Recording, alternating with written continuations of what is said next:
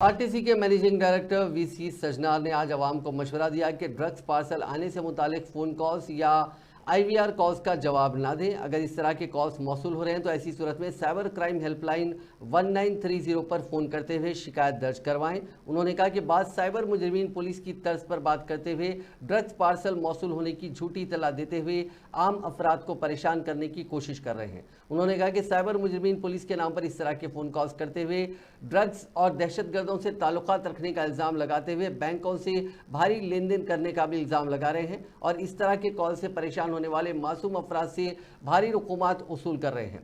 हालिया दिनों में आईआईटी हैदराबाद के पीएचडी स्कॉलर को भी इस तरह के एक फ़ोन कॉल मौसूल हुआ था, जिसके ज़रिए उन्हें 30 लाख रुपए का धोखा हुआ।